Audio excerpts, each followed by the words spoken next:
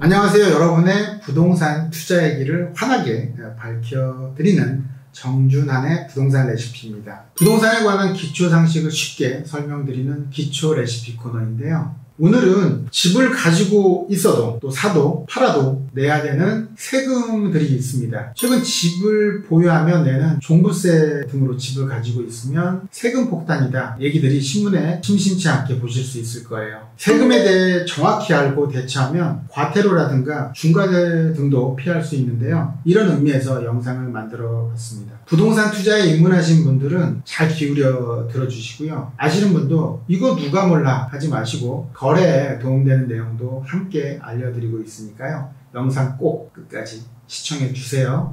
자, 먼저 취득세 부분에 대해서 얘기해 볼게요. 부동산을 매입하면 내는 당연한 비용이 취득세예요. 자, 개인을 기준으로 해서 얘기해 볼게요. 주택 기준으로 하면 조정 대상 지역과 비조정 대상 지역으로 나누는데요. 조정 대상 지역은 집값 많이 뛰는 곳을 얘기하는 거예요. 자, 1주택자는 주택의 가액에 따라서 1에서 3% 정도 내고요. 2주택자는 주택 많다고 8% 내라고 합니다. 3주택 이상은 12%를 내야 되는 거죠. 예를 들어서 10억이면 1억 2천을 내야 되는 어마어마한 세금이에요. 비조정 대상 지역은 좀 이보다 약해요. 2주택 이하는 주택가액의 1에서 3% 정도, 3주택 이상은 8%, 4주택 이상은 12%. 그러니까 이제 조정 대상 지역보단 한 가구, 한 주택 플러스 1이 되겠죠. 양도세는 부동산을 팔게 되면 내는 세금입니다. 개인을 기준으로 해서 주택 같은 경우는 하나의 주택을 갖고 있다면 주택의 이익에 따라서 이익 나는 부분에 기본세율로 6에서 45%의 세율을 내게 되고요. 이 주택자는 기존에는 기본세율에 플러스 10%였는데 21년도 6월 1일부터는 플러스 20%가 됐고요. 3주택자는 기본세율 플러스 20%였는데 21년도 6월 1일부터는 기본세율 플러스 30%가 됐기 때문에 세금이 굉장히 많이 무거워지게 됐죠. 상담을 하러 와서 부동산을 매입하지도 않았는데 양도세부터 걱정하는 분들도 있어요. 양도세는 이익이 났을 때 내는 세금이니까 사기도 전에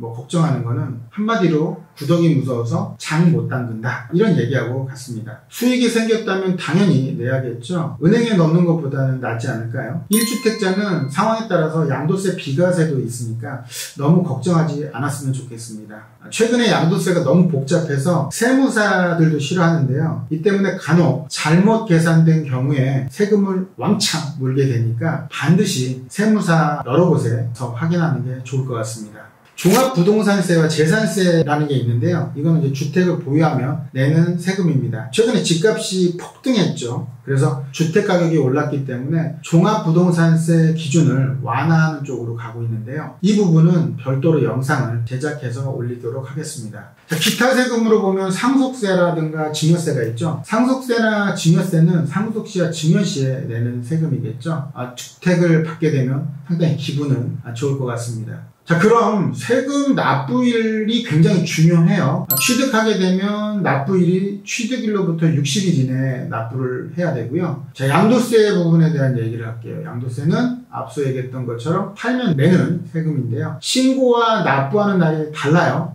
신고는 팔게 되면 팔게 된 날의 말일로부터 2개월 이내에 신고를 해야 되고요. 납부는 다음 해 임년 5월 1일부터 31일까지만 납부하면 되는 거예요. 그 날짜가 어기면 손해가 발생이 되겠죠. 종부세는 납부하는 날이 12월 1일부터 15일까지고요. 재산세는 납부는 두 번으로 나눠져요. 1기분은 7월 16일부터 31일까지, 또 2기분은 9월 16일부터 30일까지 납부를 하게 되면 됩니다. 자, 증여세는 신고와 납부하는 날이 같아요. 증여한 날이 속한 달의 말일부터 3개월 내에 신고 납부를 해야 되고요. 상속세는 증여세하고 같아요. 신고와 납부를 같이 해야 되는데 상속일 날에 속한 날의 말일부터 6개월 이내, 그러니까 증여세보다는 조금 더 길죠. 자, 이렇게 이 날짜를 어기면 납부자는 손해를 보게 되니까 잘 기억했다가 납부와 신고를 하시기 바라겠습니다.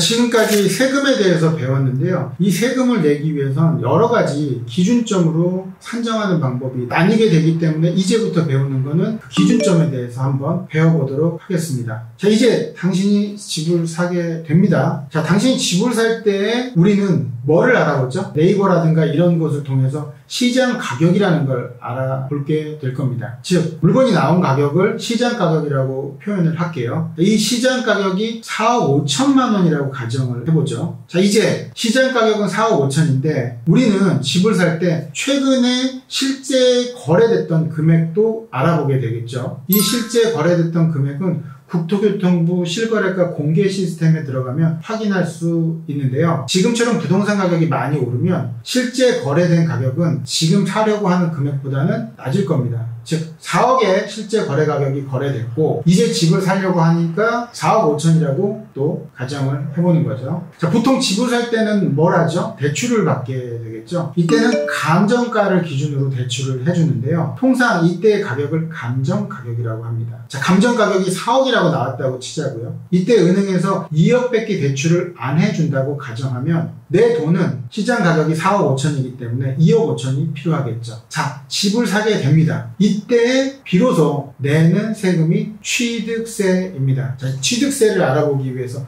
과정을 지금 얘기한 거고요. 이 취득세는 자치구에서 시가 표준액을 기준으로 부과를 하는데요. 쉽게 얘기하면 지방세 가격이다 라고 보시면 됩니다. 자, 이제 당신이 집을 보유하게 됐어요. 이제 보유를 하게 되면 국가에서 또 세금을 내라고 하죠. 그게 바로 종합부동산세와 재산세입니다. 이때 필요한 게 기준이 필요하겠죠. 주택 공시가격이라고 표현하는데요. 이 기준은 국토교통부에서 산정을 합니다.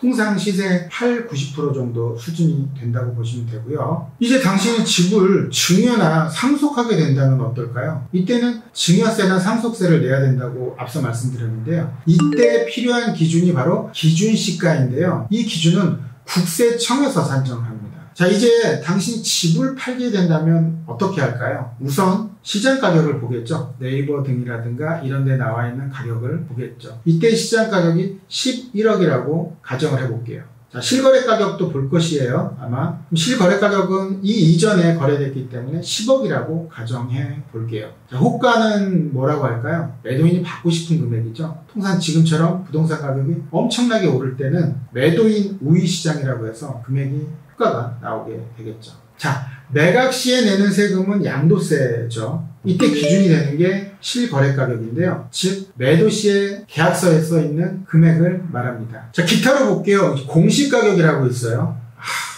가격도 너무 많죠. 이거는 빼려고 했는데 넣으면 정부의 가격을 공시가격이라고 보면 되는데요. 앞서 우리가 배웠던 기준시가나 감정가를 산출할 때 기초가 되는 가격이고요. 매년 전국에서 대표적인 토지와 건물에 대해서 조사를 하고 발표를 하죠. 토지는 공시지가라는 표현을 많이 들어보셨을 거예요. 주택의 경우 이제 통상의 실거래 가격의 8-90% 정도의 수준이 바로 공시가격이라고 보시면 되고요. 재산세라든가 종부세 산정을 할 때 엄마 역할을 하는 그런 기준이 되는 금액이라고 보시면 되겠습니다. 좀 복잡할 수 있으니까 이 영상을 반복해서 보시면 좀 익숙해지실 겁니다. 이상 기초 레시피 시간이었습니다. 영상 잘 보셨나요? 더 궁금한 점이나 피드백은 댓글로 남겨주시면 제가 하나하나 꼼꼼히 읽고 답변 드리도록 하겠습니다. 혹시 댓글로 남기기 어려운 내용이거나 자세한 대화를 나누고 싶다면 카카오 플러스 채널 정준환의 부동산 레시피 친구 신청해 주시고요. 메시지 보내주시면 답변 드리겠습니다. 앞으로도 부동산 기초, 최신 정책, 이슈, 투자 전략을 받아보시려면 채널 구독 버튼 한번 눌러주시고요. 좋아요도 한번 눌러주시면 저에게 큰 힘이 됩니다. 정준환의 부동산 레시피 다음 시간에 더 알찬 내용으로 찾아뵙도록 하겠습니다. 오늘도 가슴 뛰는 삶 되세요.